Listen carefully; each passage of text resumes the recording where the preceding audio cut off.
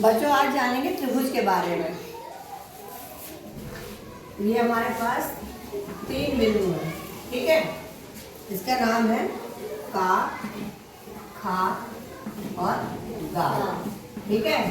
तो ये तीनों बिंदु क्या एक सीध में है? इनसे होकर एक सीधी लाइन खींची जा सकती है? नहीं खींची जा सकती है। तो जो 3 बिंदु एक सीध में नहीं है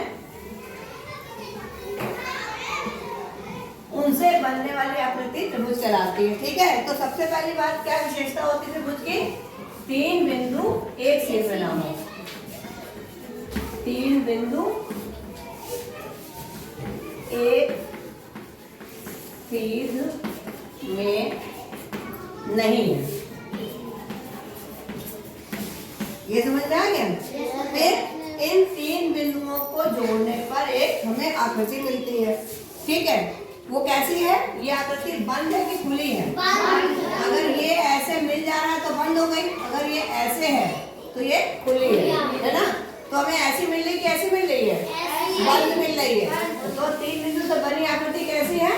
बंद आकृति है। क्या आकृति है? ठीक है।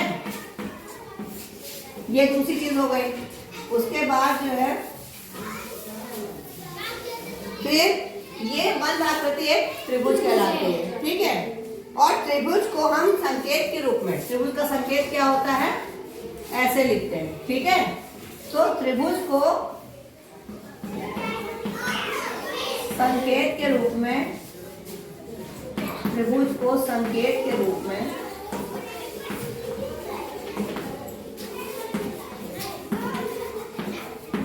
ऐसे लिखते हैं, ठीक है। इस तरह से लिखते हैं, ठीक। फिर आप त्रिभुज बनाने के लिए 2 चीजें सबसे ज्यादा जरूरी होती है। एक तो 3 भुजाएं हो, ठीक है। दूसरी आकृति बंद हो। तो 3 भुजाएं कौन कौन सी होती हैं? आप इसमें यहाँ पे लिख देते त्रिभुज बनाने के लिए, त्रिभुज बनाने के लिए 2 शर्तें होती है। कितनी शर्तें होती हैं? 2 शर्तें। पहली क्या होती है? आकृति बंद हो,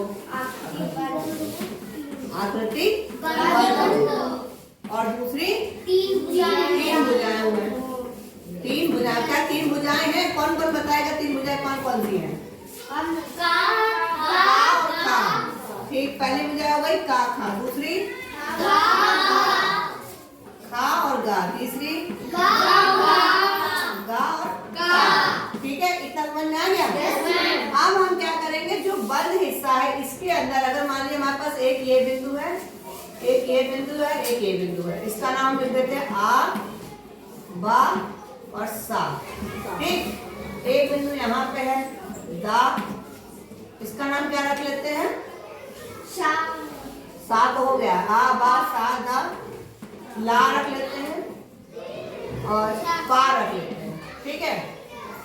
और यहाँ पर एक बिंदु रख लेते हैं जिसका नाम रख लेते हैं चा, छा और जा, ठीक है। नाम रखना है, कुछ भी रख सकते हैं। अब हमको ये देखना है जो ये आ बा सा है ये कहाँ पर है? त्रिभुज के अंदर है कि बाहर? अंदर है।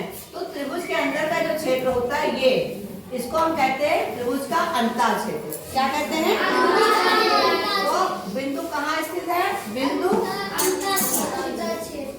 कहाँ पर है? आ, बा और सा कहाँ पर है?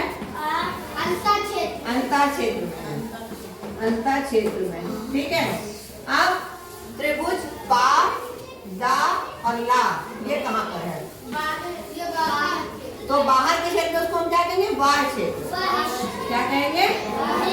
बिंदु कौन कौन से बाहर इधर बताइए ना? दा, ला और पा, दा, ला और पा बाह्य क्षेत्र है, ठीक है। फिर एक कुछ बिंदु ऐसे हैं जो इस पर है, लाइन पर है, भुजा पर है, यानी बिंदु चा, बिंदु छा और बिंदु जा, ये कहाँ पर है? भुजा पर है। तो इसको हम, इसकी गणना अंतर क्षेत्र में करेंगे या वाह्य क्षेत्र में करेंगे? बताइए।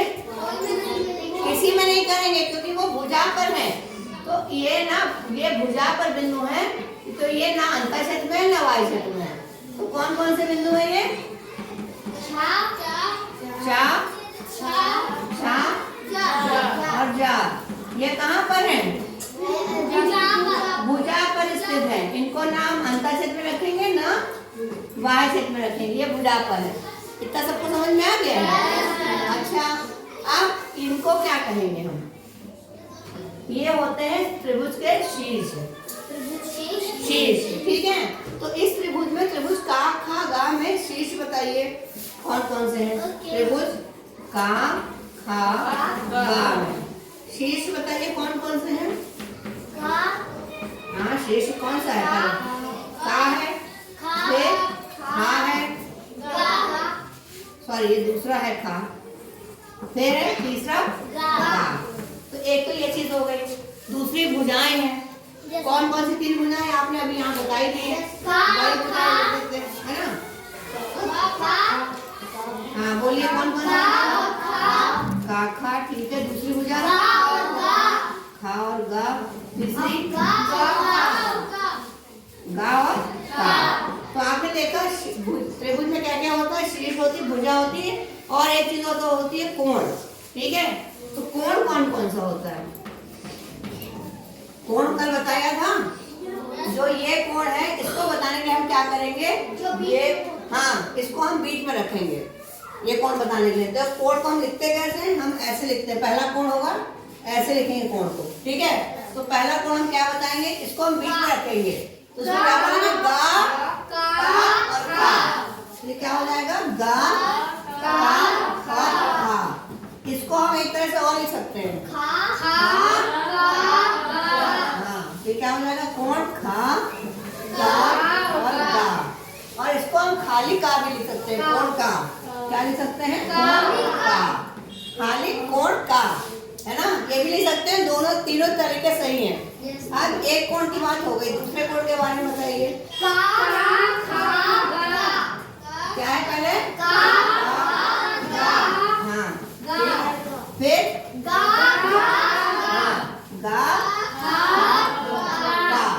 और हाँ। तीसरा कोण बताइए। बताओ ना कैसे बोलेंगे? कैसे? हाँ, गा, दूसरा हाँ, और तीसरा कोण। कोण तो बोलेंगे। तो इतना आपको समझ में आ गया? चलिए आगे हम अगले पीरियड में बताएंगे।